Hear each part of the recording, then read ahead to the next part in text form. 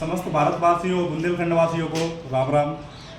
मैं अभी खड़ा हूँ बुंदेलखंड की राजधानी ओरछा में और आपको दिखाना चाह रहा हूँ ये जो सामने किला देख रहे हो, ये कि गणेश कुंवर का, जो महाराजा मधुकर शाह थे और गणेश कुंवर जो उनकी महारानी थी, उनका निवास स्थल था, जो कि रसोई घर भी हो सकते हैं, छोटा सा, जो पुराने समय का था।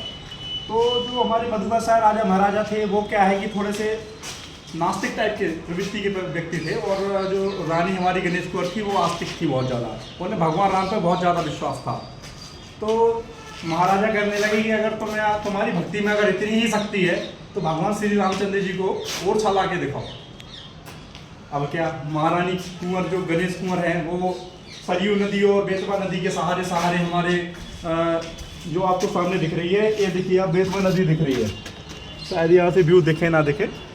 तो गणेश कुंवर सरयू नदी और बेतवा नदी के किनारे किनारे उसके तट को पुख जो 15 हमारे बुंदेलखंड में पुख बोलते हैं, 15 दिनों का जो नक्षत्र होता है उसको पुख बोलते हैं। उनके सारे वो अयोध्या गई और वहाँ से रामचंद्र जी को गोदी में लेके आई, मना के, जैसे तैसे मेहनत करके बहुत तपस्या करी उन्होंने और मना के लाई।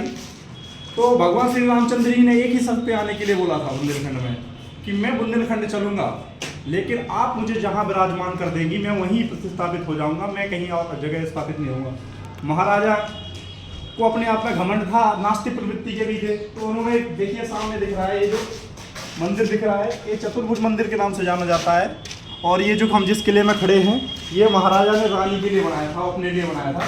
ये देखिए, उसको चतुर्भुज मंदिर बोलते हैं और ये मंदिर अपने लिए बनाया था। और यहाँ पे एक सामने खिड़की है, उस खिड़की में से रानी दर्शन करती भगवान के, इसलिए ये मंदिर आमने सामने बनाए थे। लेकिन भगवान आए और जो सामने पीली कोठी बनी हुई है, ये जो कि पुरानी, जो मैंने आपको बताया रसोई गृह था, रात के समय उनको वहाँ बिठा दिया गया, ध्यान नहीं रहा रानी को। सुबह ढोल नगाड़ों के साथ स्टार्ट हुआ उनका प्रोग्राम, और लेकिन भगवान को कोई वहाँ से हिला नहीं पाया। भगवान हमेशा के लिए वहीं प्रतिस्थापित हो गए। और ये जो किला हम आपको दिखाना चाह रहे हैं, ये वाला किला और जो चतुर्भुज मंदिर सामने है, खंडर रह गए, राजा का घमंड चूर हो गया। और एक आकाशवाणी हुई जिसमें भगवान ने बोला कि एक राज्य में सिर्फ एक ही राजा हो सकता है, तो आपको ये राज्य छोड़ के जाना पड़ेगा। और हमेशा के लिए यहाँ भगवान राम एक राजा की तरह विराजमान हो गए। भारत में एकमात्र ऐसा मंदिर है जहाँ भगवान श्री रामचंद्र जी को राजा की उपाधि मिली है, उसकी पदवी से जाना जाता है। और साथ ही सुबह शाम यहाँ गॉड ऑफ ऑनर के तौर पर पुलिस के द्वारा सलामी दी जाती है। भारत का एकमात्र मंदिर ऐसा है जहाँ पुलिस के द्वारा सुबह शाम सलामी दी जाती है। तो हम ऐसे बुंदेलखंड के वासी हैं, तो सभी बुंदेलखंड वासी एक बार जय श्री राम, जय श्री राम।